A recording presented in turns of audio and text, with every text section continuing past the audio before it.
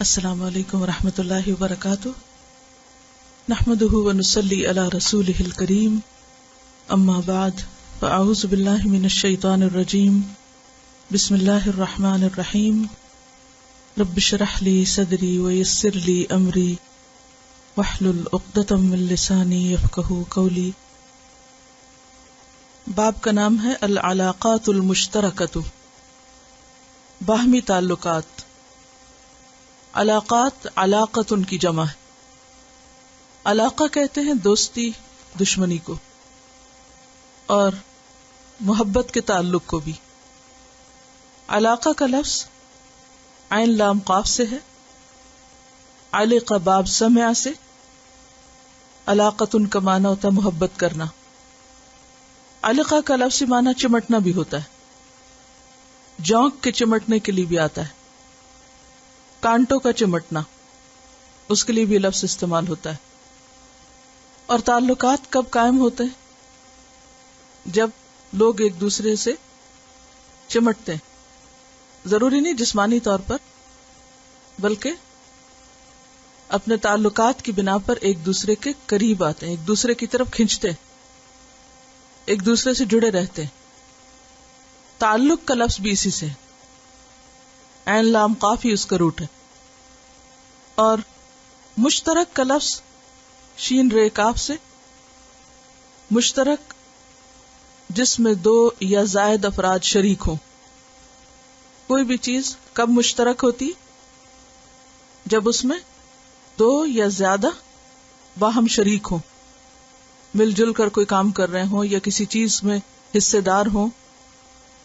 اور عربی میں کہتے ہیں رأی مشترک، اردو میں کہتے ہیں مشترکہ رائے۔ ہماری مشترکہ رائے، یہ مشترکہ فیصلہ استعمال ہوتا نہیں لفظ۔ طریق مشترک کہتے ہیں مشترک راستہ، جیسے دو گھروں کو ایک ہی راہ جاتی ہو تو وہ طریق مشترک ہوتا ہے۔ سانجھے کے لیے بھی لفظ استعمال ہوتا ہے، جیسے کوئی بھی روڈ ہوتی عام طور پر کسی ایک شخص کے لیے نہیں بنی ہوتی، بلکہ کسی بھی ہائی وے پہ یا سڑک پر مختلف لوگ مل جل کر چل رہے ہوتے ہیں۔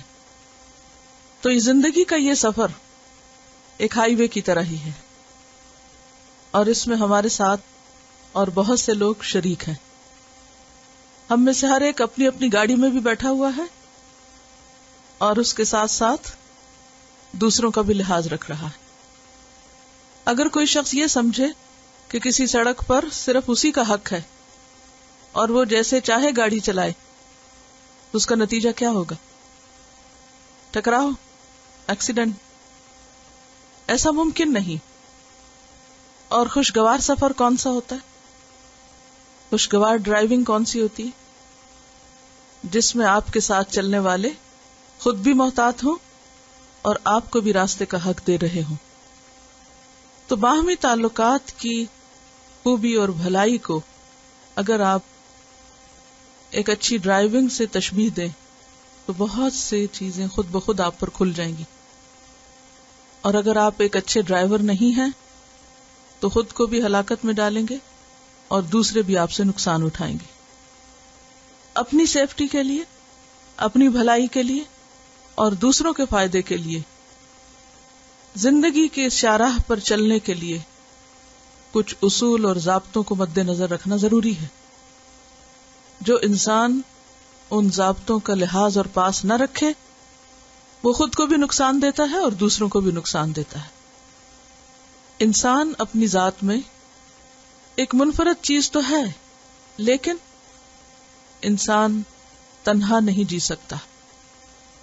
انسان اللہ کا محتاج بھی ہے اور اس کے ساتھ ساتھ بندوں کا ضرورت مند بھی ہے، بندوں کا محتاج بھی ہے۔ کوئی شخص کتنا بھی اس بات کا دعویٰ کرے کہ میں ہر کام انڈیپینڈنٹلی کر سکتا ہوں اور اپنے سب کام خود کر سکتا ہوں تاکہ میں اپنی مرضی کے مطابق جی سکوں، تو ایسا ممکن نہیں۔ کامیاب انسان وہ ہے جس کا تعلق اپنے خالق کے ساتھ بھی اچھا ہو اور اس کا تعلق بندوں کے ساتھ بھی بہتر ہو، اچھا۔ اس دنیا میں رہتے ہوئے انسان کو مختلف طرح کے انسانوں سے واسطہ پڑتا ہے. کچھ انسان اس کے دوست اور رشتہ دار ہوتے ہیں، کچھ انسان دین و مذہب کے رشتے میں بندھے ہوئے ہوتے ہیں، اس کے ہم خیال ہوتے ہیں دینی اعتبار سے. کہیں انسان کسی کاروباری تعلق میں بندھا ہوا ہوتا ہے، اور کہیں انسان وقتی طور پر لوگوں کے ساتھ اکٹھا ہوتا ہے اور پھر الگ ہو جاتا ہے. ایک کامیاب انسان، سکسیسفل انسان ان تمام تعلقات میں اعتدال قائم رکھتا ہے. جہاں وہ خون کے رشتوں کا لحاظ اور پاس رکھتا ہے، وہاں وہ دینی اور مذہبی بنیادوں پر قائم ہونے والے رشتوں کا بھی خیال رکھتا ہے، اور اس کے ساتھ ساتھ باقی انسانیت اور باقی مخلوق کا بھی حق دیتا ہے. ان کے ساتھ بھی اس کے تعلقات اچھے ہوتے ہیں. لا ضرر ولا ضرار، نہ کسی کو نقصان دیتا ہے اور نہ خود نقصان اٹھاتا ہے. عام طور پر ہمارا واسطہ زیادہ تر دو طرح کے لوگوں سے پڑتا ہے. ایک وہ جن سے ہم کسی رشتے میں بندھے ہوئے ہیں، خواہ وہ نسب کا ہے یا سحر کا ہے، یعنی خواہ وہ ذوی الارحام ہیں، خون کے رشتے ہیں، یا پھر سسرالی رشتے ہیں. تو ایک تعلق رشتے کی بنیاد پر ہوتا ہے یا پھر دوستی کی بنیاد پر ہوتا ہے، اور دوسرا تعلق انسانیت کی بنیاد پر. خون کے رشتے، ان میں انسان بندھا ہوا ہوتا ہے، ان سے نکل نہیں سکتا. اسی طرح سسرالی رشتوں کے ساتھ بھی بندھا ہوا ہوتا ہے، وہ بھی ایک بندھن ہوتا ہے. کبھی وہ ہمیشہ قائم رہتا ہے اور کبھی وہ کھل بھی جاتا ہے. دین کا تعلق جو ہے وہ بھی جب تک انسان دین میں ہے اور دین کے اصول و ضوابط کا خیال رکھتا ہے ان تعلقات کو بھی نبھاتا ہے. لیکن کچھ رشتے جو نہ خاندان کی بنیاد پر ہوتے ہیں اور نہ دین کی بنیاد پر، محض انسانیت کی بنیاد پر ہوتے ہیں. کچھ تعلقات محض انسانیت کی بنیاد پر. تو عموماً ہم دو طرح کے تعلقات میں جی رہے ہوتے ہیں. ایک وہ تعلق جو رشتہ داری کا ہے، دوستی کا ہے، اور دوسرا جو انسانیت کا ہے. ان دونوں تعلقات کا اچھا ہونا بے حد ضروری ہے. لیکن عموماً کچھ تعلقات انسان کے قریب ترین لوگوں کے ساتھ ہوتے ہیں اور کچھ دور کے لوگوں کے ساتھ ہوتے ہیں. تو جو جتنا قریب ہوتا ہے اس کا انسان پر اتنا ہی حق ہو جاتا ہے. ان کے ساتھ معاملے میں انسان کو اتنی ہی زیادہ احتیاط ضروری ہوتی. تو یہاں جن العلاقات المشترکہ کی بات ہے، یہ دراصل ایمان کی بنیاد پر، دین کی بنیاد پر قائم ہونے والے رشتے اور تعلق ہیں، کیونکہ رشتہ داریاں تو بہرحال اسی میں آ جاتی ہیں. تو دین کی بنیاد پر جو رشتہ اور تعلق ہوتا ہے اس کا فائدہ صرف ذات کو نہیں ہوتا بلکہ اس کے ساتھ ساتھ دین کو بھی ہوتا ہے. وہ تعلق حق کی بنیاد پر قائم ہوتا ہے، وتواصوا بالحق وتواصوا بالصبر کی بنیاد پر قائم ہوتا ہے. تو پہلی آیت ہے قال اللہ تعالی انما المؤمنون اخوۃ فاصلحوا بین اخویکم، کہ بلا شبہ مومن ایک دوسرے کے بھائی ہیں. ایمان کا رشتہ ایسا ہی ہے جیسے کوئی بھائیوں کا رشتہ ہو، خونی رشتہ ہو.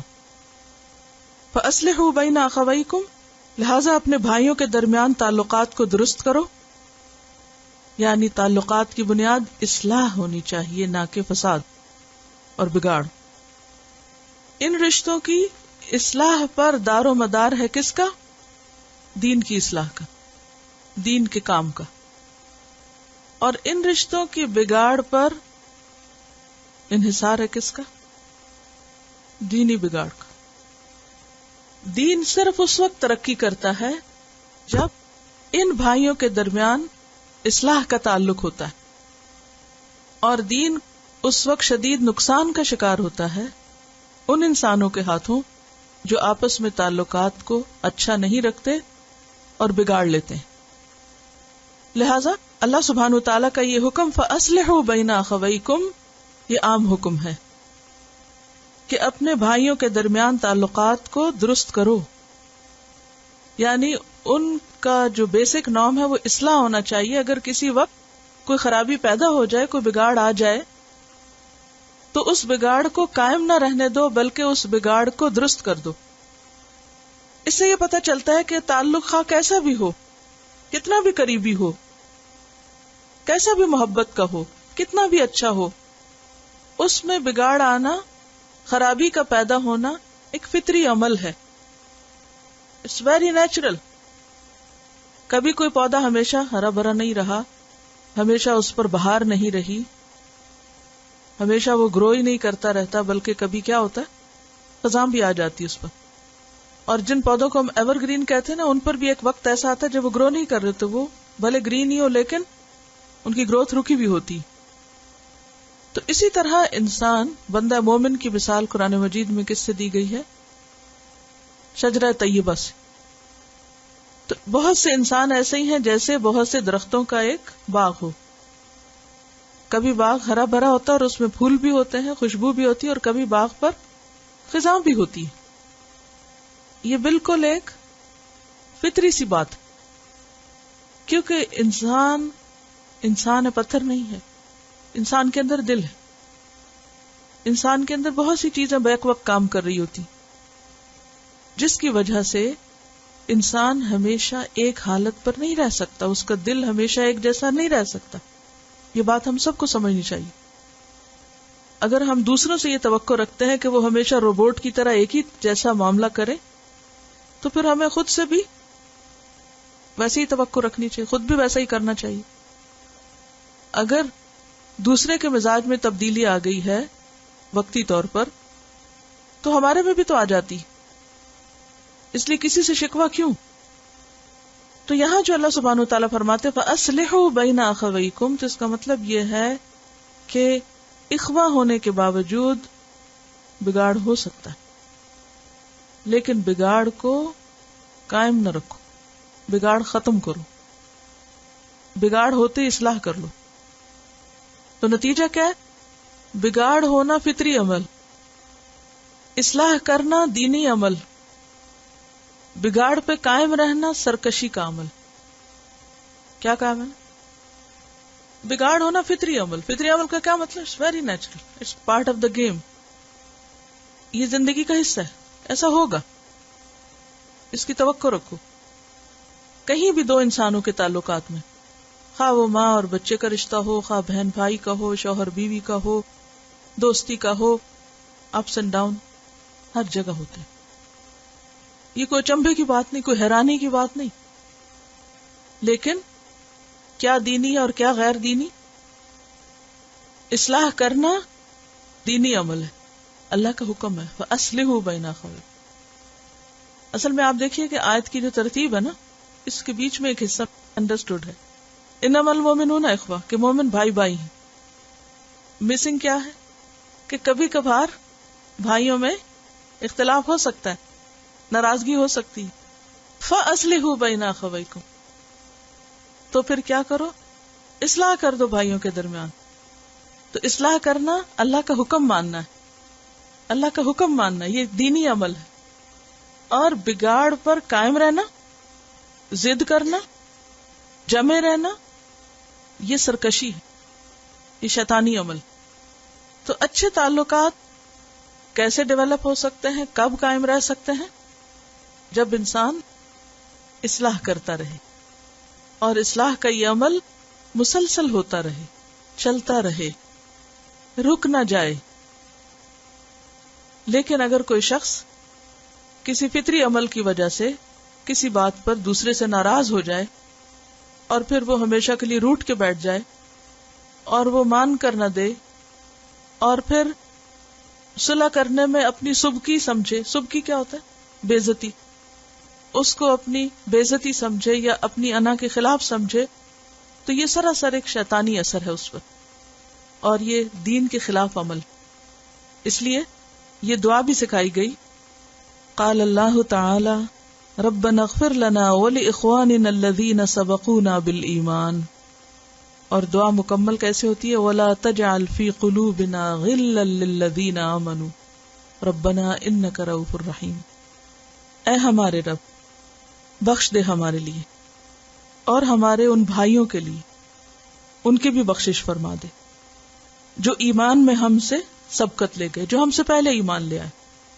تو سکھایا کیا گیا کہ ہر بعد کی جنریشن صرف اپنے لیے نہیں، اپنے سے پہلوں کے لیے بھی دعائیں مانگے کہ اللہ ہمیں بخش دے اور ہم سے پہلے ایمان والوں کو بھی بخش دے، اور ہمارے دل میں ایمان والوں کے خلاف کسی قسم کی کوئی غل نہ رکھ، کوئی برے جذبات نہ رہے، کوئی بغض یا کینہ یا عداوت یا نفرت وہ باقی نہ رہے، ہمارے دل ان کی طرف سے صاف کر دے.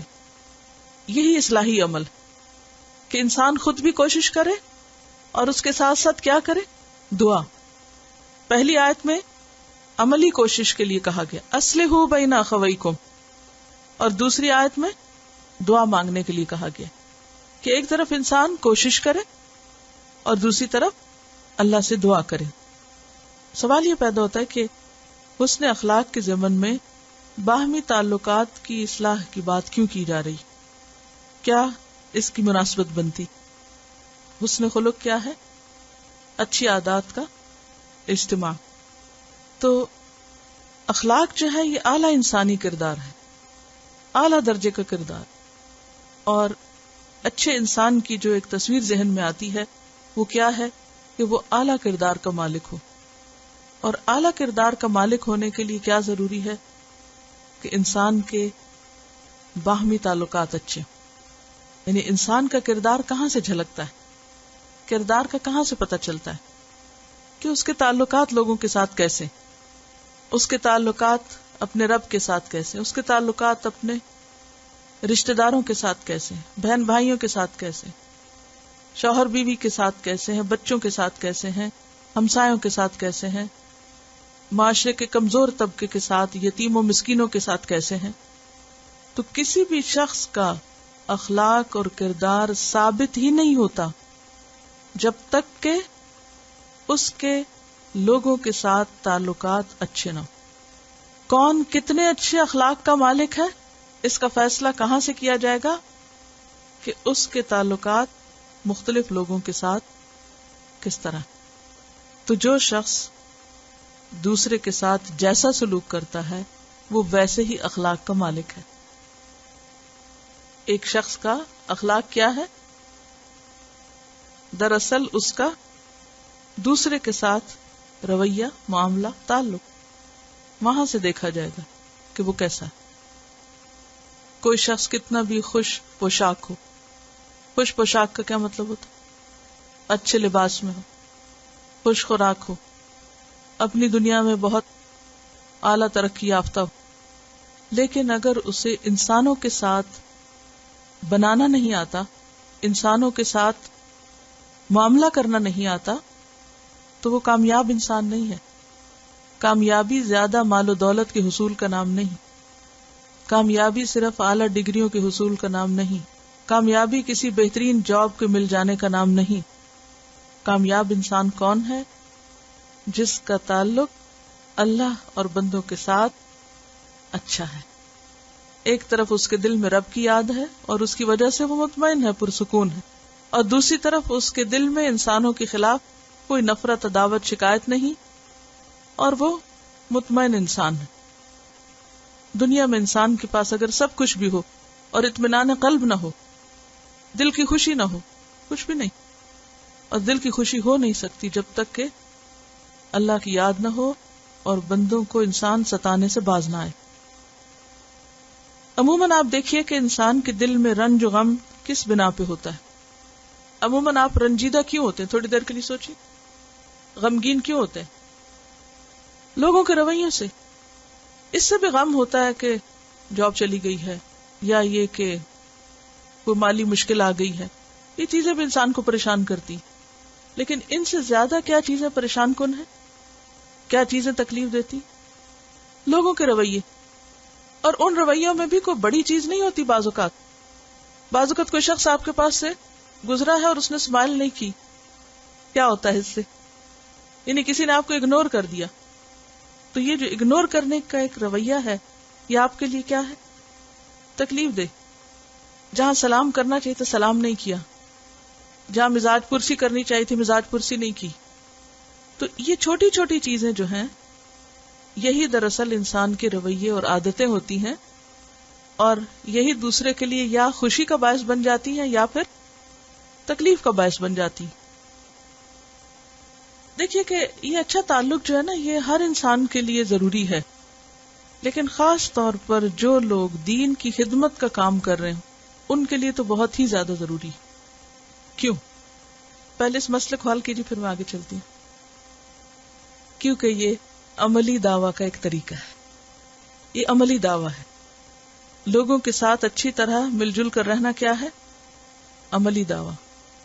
آج آپ دیکھیے کہ دنیا بھر کے مسلمانوں کی جو ایک تصویر بنتی ہے دوسری اقوام کے سامنے، یا اسلام کی تبلیغ میں جو چیز رکاوٹ ہے وہ کیا ہے؟ خود مسلمانوں کے اپنے رویے. اگر مسلمان ملکوں میں مسلمان کا گلا کاٹ رہا ہے، مسلمان پہ گولیاں برسا رہا ہے، مسلمان کا گھر لوٹ رہا ہے، چوری ڈاکے کر رہے ہیں، دوسرے کی دکانیں جلا رہے ہیں، دوسروں کے بچوں کو اٹھا رہے ہیں، تو یہ رویہ کیا نمونہ پیش کرتا ہے؟ اگر مسلمان کی خیر خواہی نہیں کرتا، گھر میں لڑائی دنگا فساد ہے، تو تبلیغ کیا اثر کرے گی؟ اور صرف بڑے پیمانے پہ نہیں، کسی بھی چیز کی دو صورتیں ہوتی ہیں نا، ایک یہ بڑے پیمانے پر. تو بحیثیت ایک امت کے جو ایک مسلمان کا دوسرے سے تعلق ہونا چاہیے اس کو بھی ہم دیکھ سکتے ہیں، اور پھر اس کے بعد بحیثیت ایک فیملی کے اور بحیثیت ایک ادارے کے، کیونکہ یہ سارے یونٹس ہیں نا اس بڑی تصویر کے. یعنی اگر ایک میپ لے لیں آپ دنیا کا، اور جہاں جہاں مسلمان پائے جاتے ہیں اس حیثیت سے آپ دیکھیں، پھر اس کے بعد کسی ایک ادارے کو دیکھیں، کسی ایک گھر کو دیکھیں، کسی ایک بستی کو دیکھیں، تو کسی ایک ادارے ہی کی مثال ہم دیکھتے ہیں جو اسلام کے نام پر بنا. اب بھول جائیے کہ کچھ ملک بھی اسلام کے نام پہ بنے ہوئے ہیں، ان کا تو جو حال ہم نے کیا وہ ہم سب کو پتا ہے. لیکن جو مسجدیں یا ادارے اللہ کے نام پہ بنے ہوں، اگر وہاں کے باہم کام کرنے والوں کے رویے ایک دوسرے سے درست نہ ہو، ان کے تعلقات آپس میں درست نہ ہو، اس کا نقصان کس کو پہنچے گا؟ دین کو، کیونکہ دین کا نام لگایا گیا تھا، دین کا نام لگا ہے وہاں. مثلا یہ میز ہے، 5 لوگ مل کے اٹھا رہے ہیں کیونکہ بھاری ہے نا میز، وہاں سے یہاں تک لانی، اٹھا کے چل رہے ہیں، بھاری چیز ہے اور بڑی مشکل سے موو کر رہے ہیں. اتنے میں ایک شخص کا موڈ آف ہو جاتا ہے اور وہ میز چھوڑ کے کھڑا ہو جاتا ہے، کیا ہوگا؟ میز وہیں رہ جائے گا، یا ہاتھوں سے چھوٹ پڑے گا، یا ان کے کسی کے اوپر جا گرے گا، یا ٹوٹ جائے گا. نقصان کس کا ہوا؟ میز کا ہوا. اور کس وجہ سے؟ ان 4 لوگوں کی وجہ سے نہیں ہوا، اس ایک کی وجہ سے ہوا جس نے بیچ میں سے پکڑا ہوا. تو بالکل اسی طرح جو بڑا کام ہوتا ہے، ایک ہوتا ہے چھوٹا کام. چھوٹا کام کیا؟ آپ اپنے گھر میں بیٹھ کے نفل پڑھ رہے ہیں، کوئی فرق نہیں پڑتا آپ اٹھ کے گالیاں دے کسی کچھ کریں، وہ بھی اگرچہ خراب ہے لیکن وہ آپ کی ذات تک ہی ہے، لوگ کیا کہیں گے؟ یہ شخص ایسا ہے. لیکن اگر آپ بڑا کام کرنے لگے، اور وہ بڑا کام ہے کہ امت کی جو ذمہ داری ہے نبی صلی اللہ علیہ وسلم کے وارث ہونے کی حیثیت سے دین کے کام کو آگے لے جانے کی، دوسرے لوگوں تک پہنچانے کی، وہ کوئی بھی اکیلے نہیں کر سکتا، اسے مل جل کے ہی کرنا ہوگا. کوئی ایک خواہ اس کے پاس کتنا علم ہو، کتنا مال ہو، کتنا جذبہ ہو، کوئی ایک شخص وہ کام نہیں کر سکتا. پھر اس کام کا سائز ڈپینڈ کرتا ہے اس پر کہ اس میں کتنے لوگ شریک ہیں اور کتنا اخلاص شریک ہے، کس خلوص کے ساتھ کر رہے ہیں اور کتنے سارے لوگ مل کے کر رہے ہیں.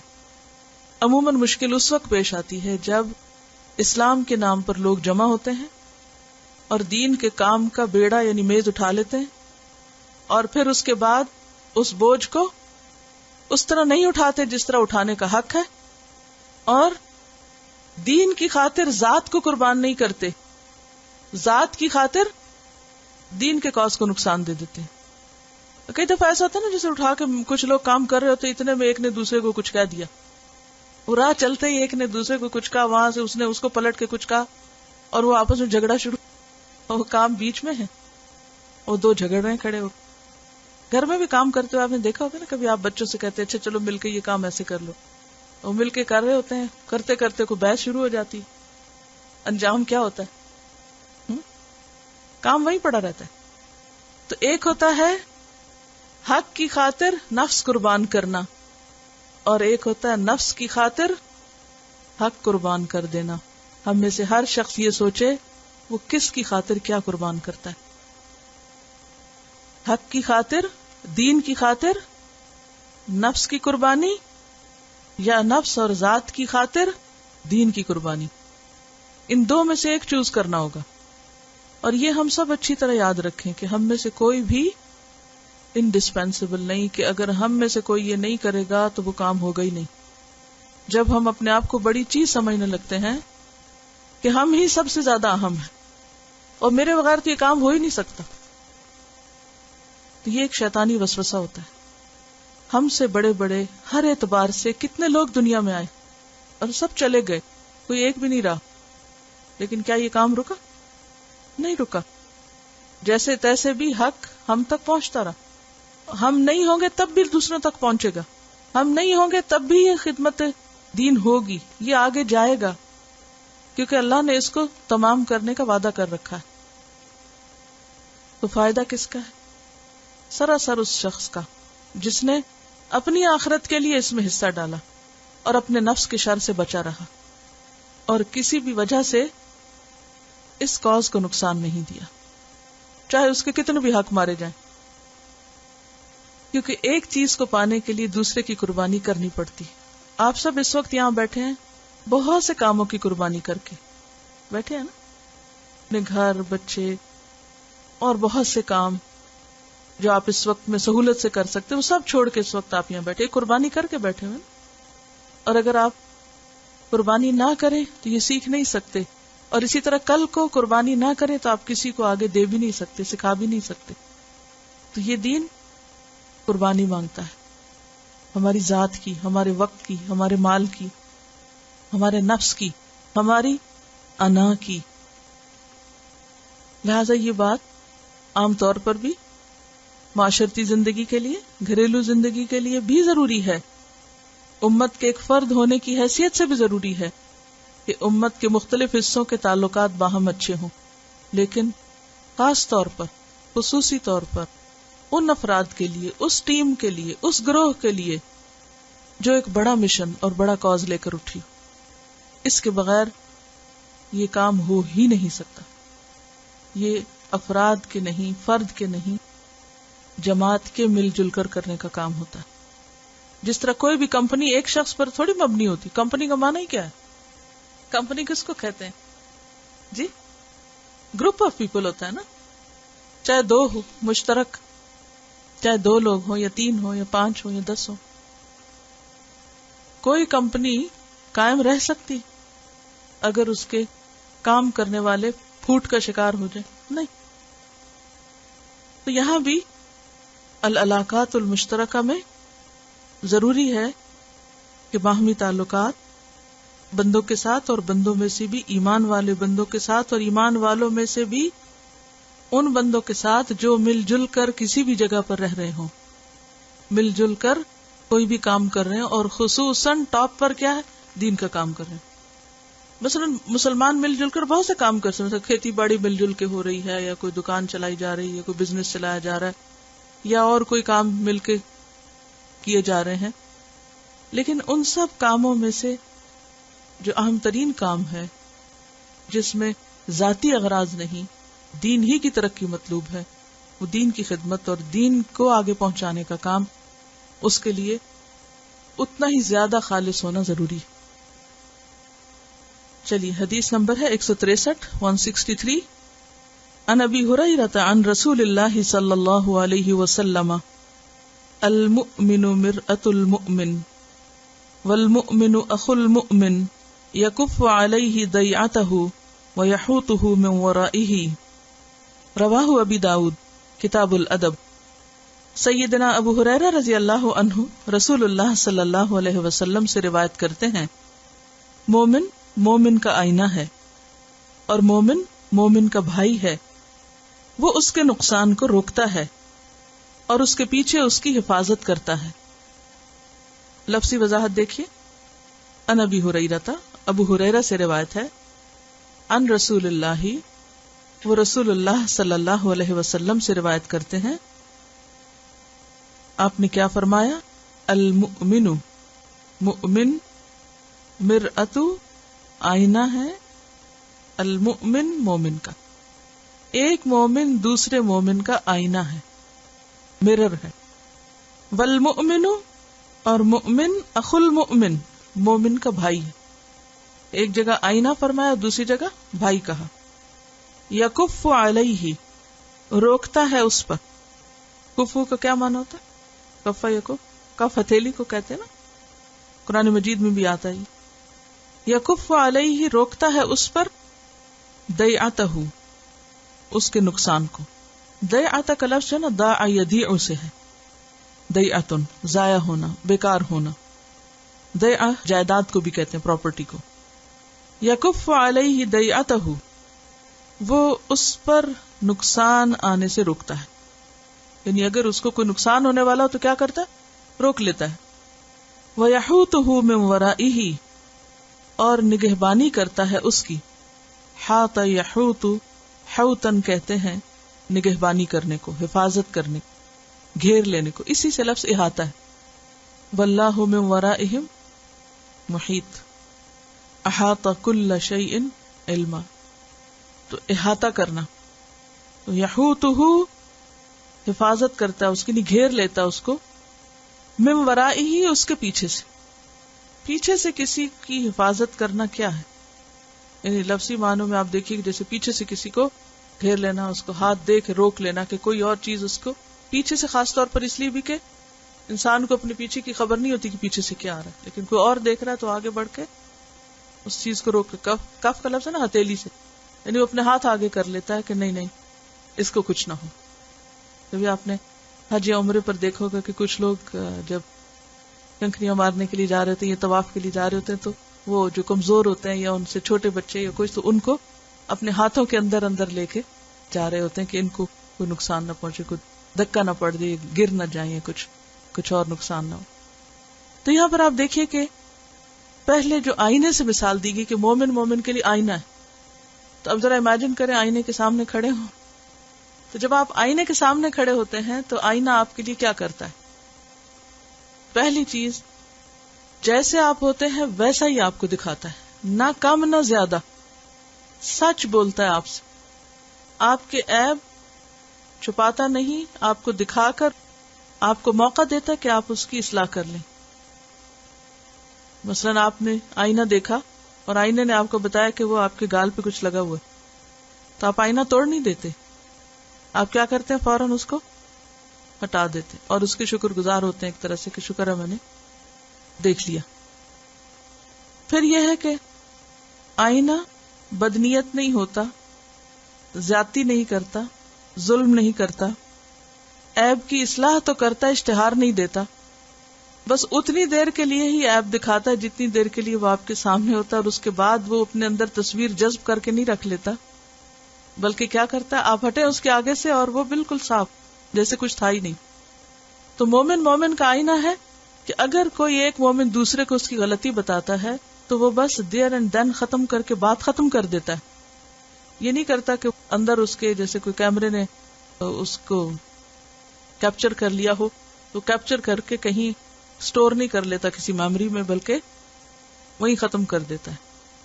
یعنی مومن پھر مومن کے لیے دل میں گرج نہیں رکھ لیتا کہ اچھا اس نے فلاں موقع پر مجھے یہ بات کہی تھی، لہذا اب وہ پکی ٹھک گئی دل میں۔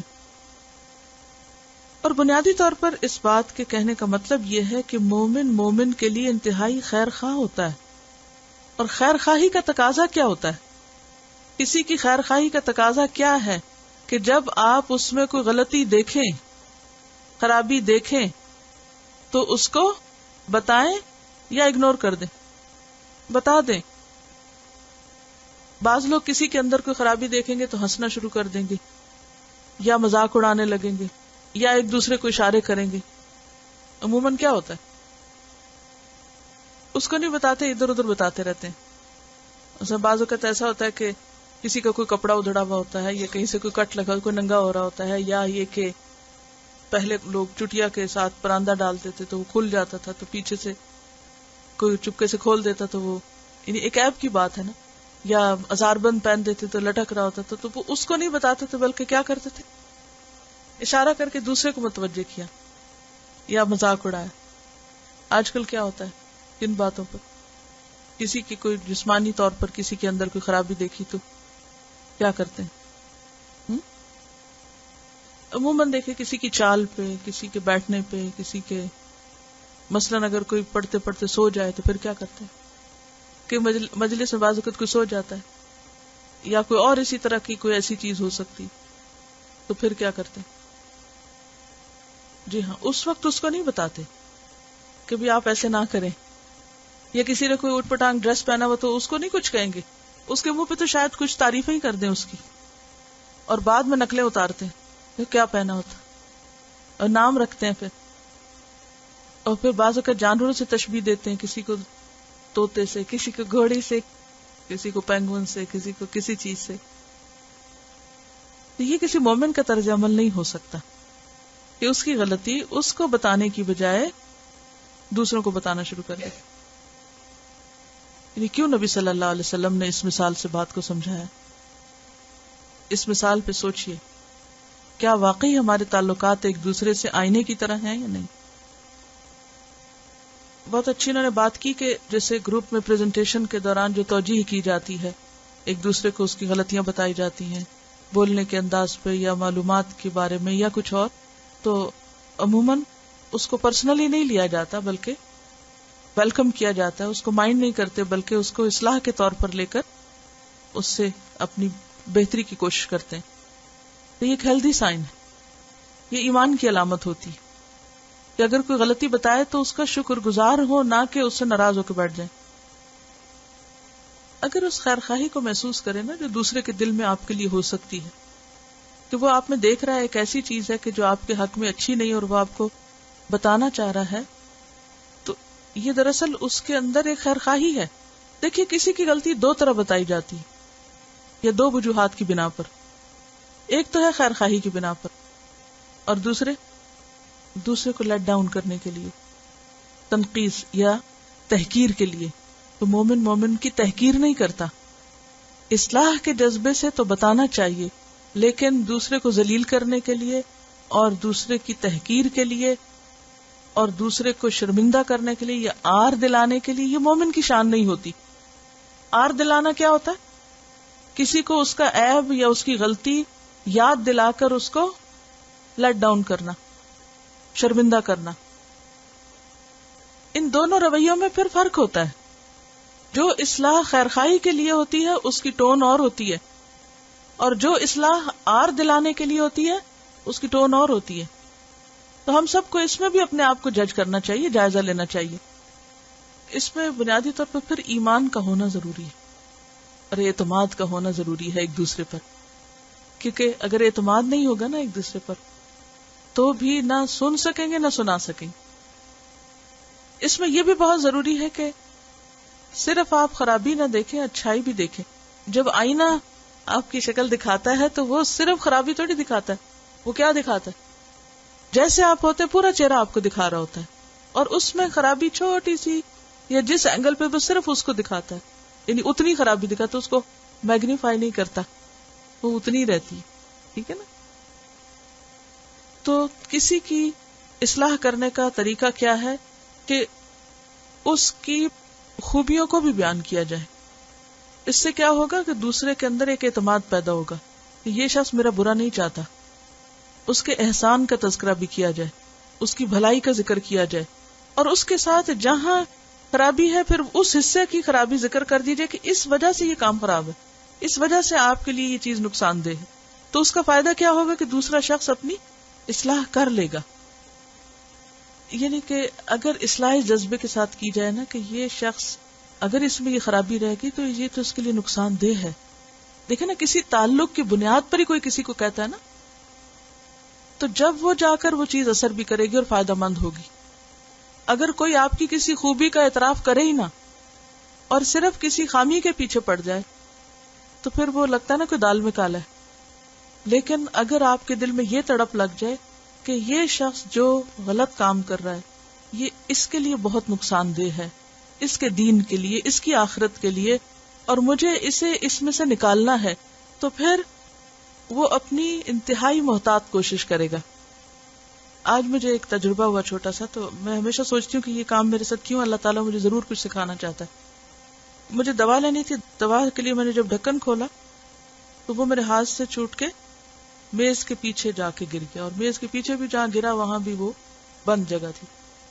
اب دوا کو خالی تو آپ نہیں چھوڑ سکتے. ایک تو یہ ہوتا نا کہ کوئی چیز گر گئی، گم گئی تو آپ چھوڑ دیتے ہیں، چلو کوئی پانی وانی ہے تو گرا دیں گے، نہیں ننگا نہیں چھوڑ. اب دوا تو آپ چھوڑ نہیں سکتے. اب میرے پاس کوئی بھی نہیں تھا. اب میں سوچوں کہ اس کو مجھے نکالنا اور ابھی نکالنا ہے، اس کو تو چھوڑا نہیں جا سکتا. تو میں نے سارا جائزہ لیا چاروں طرف سے کہ سب سے بہتر طریقہ کیا ہو سکتا ہے. اور پھر میں اس کے میز کے نیچے گھس کے، اور پھر میں ہاتھ پہلے ڈالا، ہاتھ سے نہیں ہوا. پھر میں نے کوئی اور چیز اٹھائی، اس کے ساتھ میں نے احتیاط سے اس کو تھوڑا تھوڑا آگے کیا. پھر اس کے بعد وہ میز کا جو کونا تھا وہ اس کو باہر نکلنے سے روک رہا تھا. اب یہ کہ اس کو پھر میں نے اس ڈھکنے کو کھڑا کیا، اور اس کے بعد میں نے اس میں ہلکی سی انگلی ڈال کے اتنے روک کے اپنے آپ کو احتیاط سے اس کو نکالا. تو میں سوچ رہی تھی کہ اس وقت میں اسی بات پہ غور و فکر کر رہی تھی کہ بعض اوقات کسی انسان کو کسی دلدل سے نکالنے کے لیے ساری تکلیف خود سہنی پڑتی، یعنی اصلاح کے لیے یا کسی چیز کو پانے کے لیے سارا پین خود لینا پڑتا ہے. اور لاسٹ مومنٹ تک اگر میں آخری حصے میں جا کر، یعنی بالکل میں انگلی ہاتھ ایسا کیا ہوتا ہے جیسے اس میں جان ہی نہ ہو، کہ بس وہ نکل آئے، کیونکہ مجھے یہ تھا کہ ذرا بھی وہ ہلا تو واپس گر جائے گا، اور گر کے وہ اور آگے چلا جائے گا. بہت پیشنس، اور پھر جھکنا پڑتا ہے گھٹنوں کے بل، اور سر بھی نیچے کرنا پڑتا ہے انتہائی عاجزی کے ساتھ، کیونکہ آپ کھڑے ہو کے نہیں اٹھا سکتے اس کو. اسی طرح زندگی کی ہر چیز میں، اور خصوصاً دوسروں کی اصلاح میں، اگر آپ پکڑ کے کھڑے ہو جائیں اور دھمکیاں دینے لگے اور دو چار سنا کے، جیسے بچوں کی اپنے بچوں کی اصلاح ہے، بعض اوقات ہم کیا کہتے ہیں، ہم ماں باپ ہیں نا، اب جیسے چاہیں کریں، زور زبردستی سے ان کو دو چار تانے دے کے ان کی اصلاح کریں تو ایسا نہیں ہو سکتا. بعض اوقات اپنے سے چھوٹے کے سامنے بھی جھکنا پڑتا ہے، اور انتہائی احتیاط اور عاجزی اور خیر خواہی، اور پھر کانسیکوینسز کہ اگر یہ میں کام نہیں کرتی تو نقصان کیا ہوگا. دیکھیں نا، مثلا اگر آپ کے کسی عزیز قریب گھر میں رہنے والے شخص کے اندر کوئی خرابی ہے اور آپ کہتے ہیں مجھے کیا لگے، جو مرضی کرے، چھوڑ سکتے ہیں آپ اس کو؟ مثلا آپ اپنے بچے میں یا کسی میں بھی کوئی خرابی دیکھتے ہیں کہ یہ غلط عادت ہے، دو رویے ہو سکتے ہیں. ایک یہ جو اس کا جی چاہے کرے، مجھے کوئی پرواہ نہیں، اور دوسرا کیا ہے، یعنی مجھے اس کے اندر سے یہ نکالنا ہے. آپ کے لیے اور اس کے لیے دونوں میں سے کون سی آپشن بہتر ہے؟ آپ اگر اگنور کر دیں گے تو وہ خرابی وہاں بڑی سے بڑی بڑی بڑی ہوتی چلی جائے گی، اور وہ خرابی اتنی بڑھ جائے گی کہ صرف اس کو نہیں آپ کو بھی نقصان دے گی. مثلا اگر بچہ نماز نہیں پڑھتا فار ایگزامپل، اور آپ یہ کہ میں تو کہہ چکی ہوں نہ پڑھے نہیں پڑھتا، اب تو خود عقل مند ہے، میرا کیا فرض بنتا ہے کہ میں ہر وقت تو خیر کہنے سے نہیں بات بنتی، اس کے لیے پھر پلاننگ کرنی پڑے گی اور بہت سے سٹیپ سے گزرنا پڑے گا. تو آپ یہ نہیں کر سکتے کہ اچھا نہیں کرتا تو نہ سیکھ، کوشش چھوڑ نہیں سکتے، کیونکہ اس کا وہ کام نہ کرنا ایک دن آپ کے لیے بھی نقصان دہ ہو جائے گا. اور دوسری کیا ہے، آپ دوسری آپشن لیتے کہ نہیں، مجھے اس کے اندر سے اس عادت کو ختم کرنا. اب یہ اتنا آسان کام نہیں، اب کیا ہے، ٹرسٹ ڈیولپ کرنا پڑے گا، ایسا معاملہ کرنا پڑے گا کہ بات اثر کرے، پوری طرح اپنا آپ قربان کرنا پڑے گا. ہم کیا چاہتے ہیں، اصلاح بھی ہو جائے اور ہماری مرضی بھی مانی جائے، تو بعض اوقات اس طرح نہیں ہو سکتا. اسی لیے آپ دیکھیں کہ نبی صلی اللہ علیہ وسلم کا اپنے مدعوین کے ساتھ کیا معاملہ تھا، اہل مکہ کے ساتھ کیا معاملہ تھا. ہر چیز صحیح، لیکن گیو اپ نہیں کیا، آخر دم تک کوشش جاری رکھی. تو مومن جو ہے، مومن کا آئینہ ہوتا ہے. یہ ہو نہیں سکتا کہ وہ اس کے اندر خرابی دیکھے اور وہ خود چین سے سو جائے اور اسے کوئی فکر ہی نہ ہو اور اس کو کوئی پرواہ ہی نہ ہو اور وہ بالکل اپنی ایک الگ دنیا بسا لے. نہیں، اسے لازماً دوسرے کو بتانا ہے، یعنی آئینہ کر کہہ کے لازم کر دیا، کیونکہ آئینے کا تو کام ہی کیا ہے. دیکھیں نا، آئینے کا کیا کام ہے، آئینہ دیکھنے کے لیے ہوتا ہے. اور آئینہ دکھاتا ہی ہے.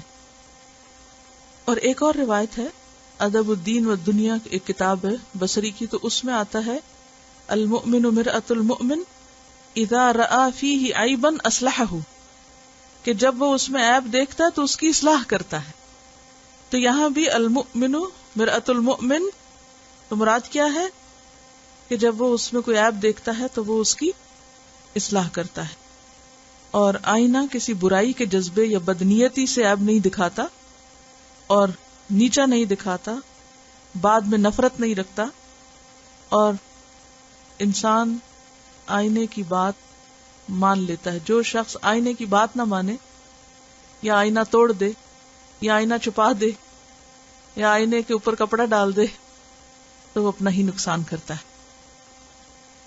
اور یہاں مزید کیا فرمایا؟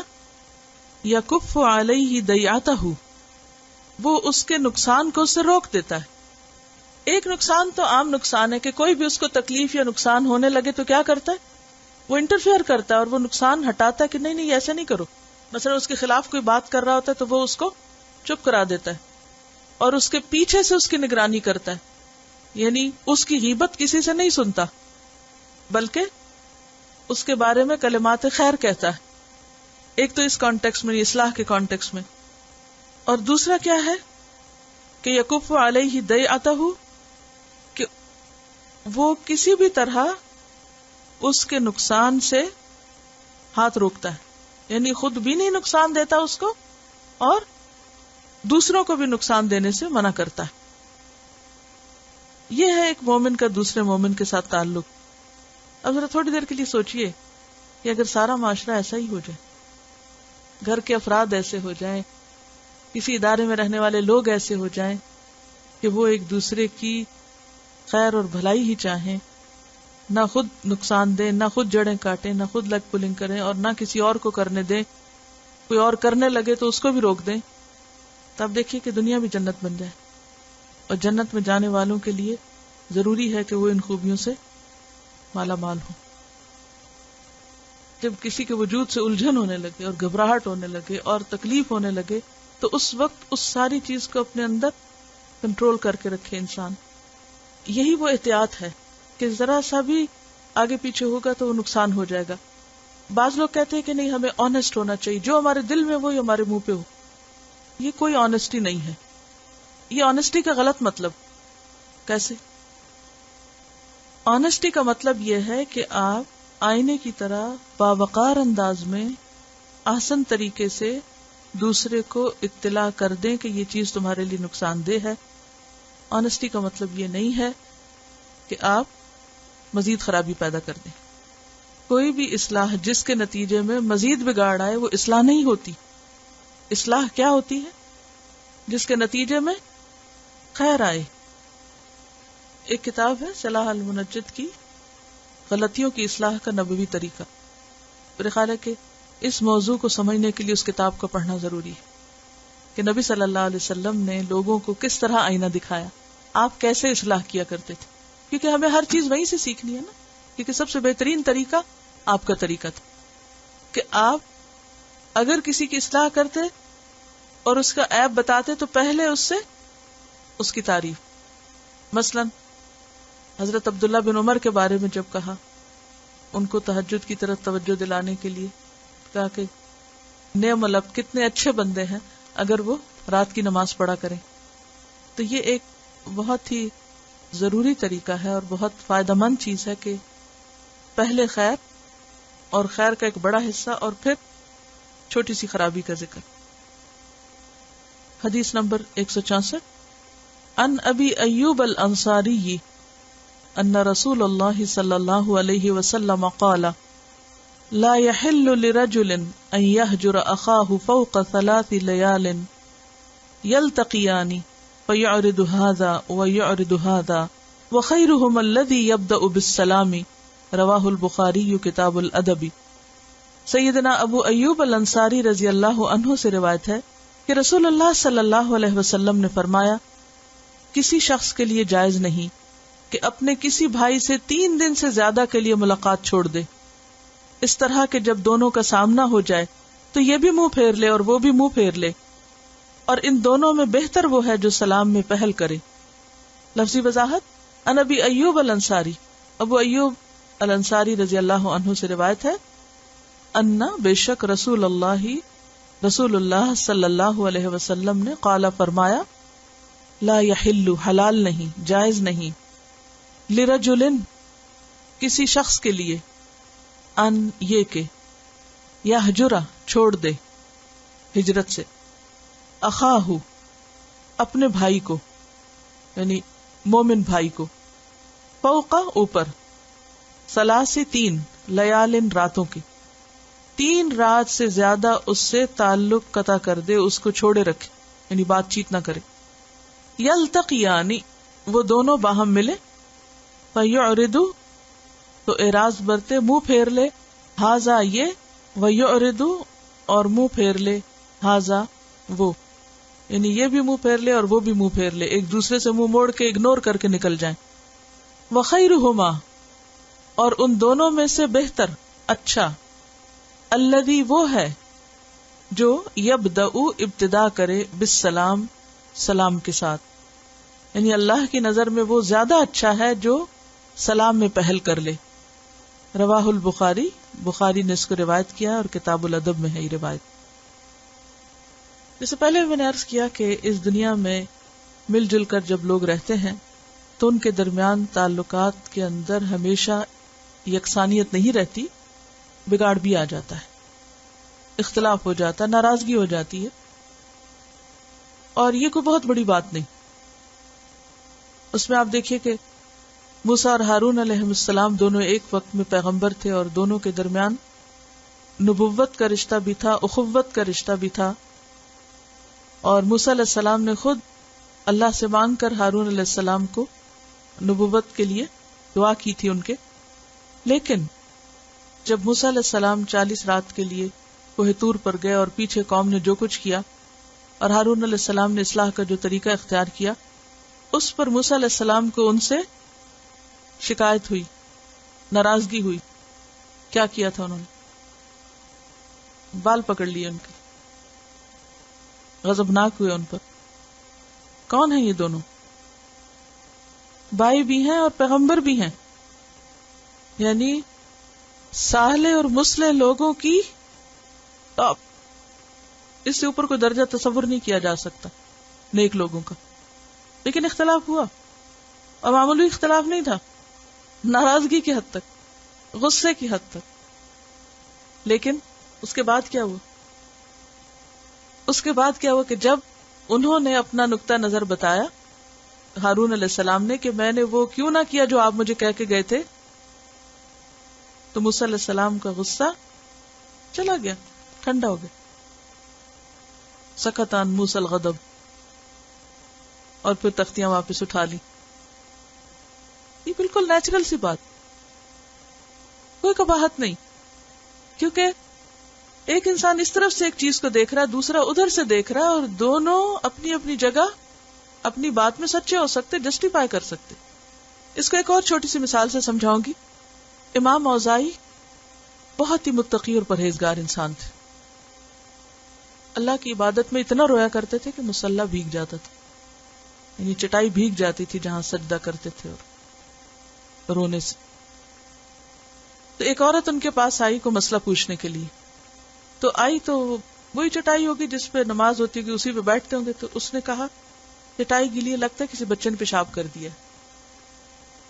عورت نے یہ کیوں کہا کہ بچے کا پیشاب ہے؟ کیونکہ عورت اپنی عقل اور اپنے بیک گراؤنڈ کے حساب سے سوچ رہی ہے کہ اس کے نزدیک کوئی بستر گیلا ہو یا کوئی کارپیٹ گیلا ہو یا کوئی چٹائی گیلی ہو تو اس کو پہلا خیال کیا آئے گا؟ کیونکہ اس کے ذہن میں ہر وقت بچہ ہے، اس کو اس سے آگے نہیں کچھ سوجے گا. اس کو یہ بات نہیں سمجھ آئے گی، وہ یہ سوچ ہی نہیں سکتی کہ کوئی شخص اتنا بھی رو سکتا ہے اللہ کے لیے کہ اس کی چٹائی بھیگ جائے. تو کوئی شخص جو پاس بیٹھے ہوئے تو انہوں نے کہا کہ یہ امام کے رونے کے آنسوؤں کی وجہ سے گیلی ہے، یہاں کوئی بچہ نہیں ہے پیشاب کرنے والا. اب دموع الامام کو بول الصبی سمجھا جائے تو کس چیز کا فرق ہے؟ بیک گراؤنڈ کا، سوچ کا، نقطہ نظر کا، کہ ہر شخص کی سوچ کی ایک لیول ہوتا ہے، ہر شخص کا ایک اپنا نقطہ نظر ہے، تو وہ چیزوں کو اپنی آنکھ سے دیکھ رہا ہوتا ہے، وہ دوسرے کی آنکھ سے نہیں دیکھ رہا ہوتا، لہذا اختلاف ہو سکتا ہے، اس میں کوئی خرابی نہیں ہے۔ کیا آپ عورت کو بلیم کریں گے اور اس وقت سارے اس کے پیچھے پڑ جائیں، تم کتنی ناخلف ہو، یہ تم کیا کہہ رہی ہو، اور تمہیں نہیں معلوم کہ یہ کتنے قیمتی آنسو ہیں، اور تم نے، آپ کو معلوم ہے نا وہ آنسو جو اللہ کے خوف سے نکلے وہ کتنا قیمتی آنسو، اس کو اگر پیشاب کوئی کہہ دے تو اس سے بڑھ کے کوئی توہین ہو سکتی ہے ان آنسوؤں کی؟ لیکن وہ معذور ہے عورت، کیونکہ اس کی دنیا کچھ اور ہے، اس کی دنیا کچھ اور ہے، یہ کچھ اور طرح سوچ رہی، وہ کچھ اور طرح کرنے والے لوگ، لہذا ان دونوں کی سوچ کے فرق میں ایک ہی چیز کو دو طرح سے دیکھا گیا، اور اکثر اختلافات کی وجہ یہی ہوتی ہے، بات کچھ نہیں ہوتی، کسی بھی چیز کو ایک طرح دیکھتا ہے، دوسرا دوسری طرح، اور ہر ایک اپنی جگہ پر درست ہوتا ہے۔ اب ایسی بات کو جس کے اندر ایمان ہوتا ہے، وضاحت سامنے آنے کے بعد وہ بات ختم کر دیتا ہے، بات ہی کچھ نہ ہوئی۔ آپ کو معلوم ہے کہ حضرت عمر رضی اللہ تعالی عنہ کے دور میں جو زمینیں فتح ہو رہی تھی ان کی تقسیم کا مرحلہ تھا، اور اس میں صحابہ کرام کے درمیان اختلاف ہوا۔ کسی کے واقع یاد کیا اختلاف تھا؟ یعنی جب ایران، عراق یہ سب فتح ہوئے ہیں، زمینیں آ رہی تھی، تو اس سے پہلے طریقہ کار کیا تھا نبی صلی اللہ علیہ وسلم کے زمانے میں، کہ جو بھی مال غنیمت آتا تھا، جو چیزیں آتی تھیں، آپ اس کو کس میں تقسیم کر دیتے؟ لوگوں میں تقسیم کر دیتے تھے۔ اب کیا ہوا کہ حضرت عمر کے دور میں تو بہت زیادہ وہ فتوحات ہوئی۔ اب اگر اسی پرانے طریقے پر حضرت عمر اس کو تقسیم کرتے تو نتیجہ کیا ہوتا کہ کچھ لوگوں کے پاس تو بہت بڑی بڑی جائیدادیں آ جاتی، اور باقی لوگ جو مثلا بعد میں مسلمان ہوتے یا ان علاقوں کے لوگ مسلمان ہوتے تو ان کے پاس تو کچھ نہ رہتا۔ اب ایسے میں صحابہ کرام آپس میں بحث کر رہے ہیں، ایک بات کہتا ہے، دوسرا کہتا ہے۔ حضرت بلال حضرت عمر کے ساتھ بہت زیادہ آرگیو کر رہے ہیں کہ ایک موقع پہ حضرت عمر تنگ آ کہتے یا اللہ میری طرف سے تو بلال کے لیے کافی ہو، میں نہیں اس کے ساتھ معاملہ کر سکتا، یعنی اتنا شدید قسم کا کلیش ہو گیا۔ لیکن قرآن مجید کی ایک آیت جب حضرت عمر ہی کے ذہن میں آئی اور انہوں نے آ کر پڑھی، سب صحابہ کرام اس کے آگے جھک گئے، اور انہوں نے حضرت عمر کی رائے کو درست سمجھا، اور اس کے بعد کوئی اختلاف باقی نہیں رہا، کسی نے دوسری بات ہی نہیں کی، کسی نے کوئی تعویل ہی نہیں کی، میں نے کہا کہ ہاں یہ تو حکم قرآن میں موجود ہے، بات ختم۔ صحابہ کرام کے درمیان ایک بات میں نہیں، بے شمار باتوں میں اختلاف، لیکن جب اللہ کا حکم آ جاتا تھا، مثلا نبی صلی اللہ علیہ وسلم کی وفات کے موقع پر کیا ہوا، حضرت عمر کیا کہہ رہے تھے، جو یہ کہے گا کہ اللہ کے رسول صلی اللہ علیہ وسلم فوت ہو گئے میں اس کی گردن اڑا دوں گا۔ کوئی کچھ کہہ رہا تھا، کوئی کچھ۔ حضرت ابو بکر رضی اللہ تعالیٰ عنہ نے آ کر جب آیت پڑھی ما محمد الا رسول قد خلت من قبل الرسل، تو لوگوں نے کیا کہا کہ ہمیں لگا کہ جیسے یہ آیت آج ہی اتری ہو، اس سے پہلے ہم نے کبھی پڑھی نہ ہو۔ اس کے بعد کسی نے کوئی اختلاف کیا نہیں، سب اکٹھے ہو گئے۔ تو یہ اختلاف رائے اور چیزوں کے بارے میں نقطہ نظر کا فرق، یہ بڑی معمولی چیزیں، یہ زندگی کا حصہ، اس سے کوئی بھی بچ نہیں سکتا۔ لیکن ان چیزوں کے اوپر جم جانا اور اڑ جانا اور ان کو انا کا مسئلہ بنا لینا اور پھر اصلاح کر کے نہ دینا اور حق سامنے آنے کے باوجود بھی اس کو قبول نہ کرنا اور اپنے نفس اور اپنی رائے اور اپنی ذات کو آگے رکھنا اور ذات کی خاطر دین کا نقصان کر دینا، یہ بندہ مومن کی شان نہیں ہوتی۔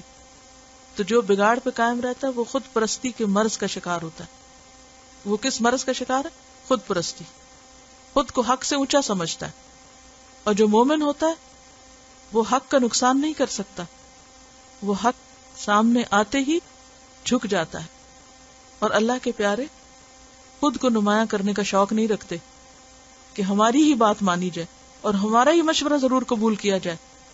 انہیں کس سے غرض ہوتی ہے کہ کوئی بھی خیر اور بھلائی کا کام ہو تو جو دین کے فائدے میں وہ ہو جائے، اور پھر کیونکہ جو کچھ وہ کرتے ہیں اللہ کے لیے کرتے ہیں، اگر کہیں غلط فہمی ہو جائے تو تعلقات بہتر کرنے میں بھی پہل کر لیتے ہیں، دیر نہیں لگاتے، اللہ کی خاطر ہر دوسری چیز اگنور کر دیتے ہیں، وہ حق پرست ہوتے ہیں۔ وَإِذَا سَمِعُوا مَا أُنزِلَ إِلَى الرَّسُولِ تَرَىٰ أَعْيُنَهُمْ تَفِيضُ مِنَ الدَّمْعِ مِمَّا عَرَفُوا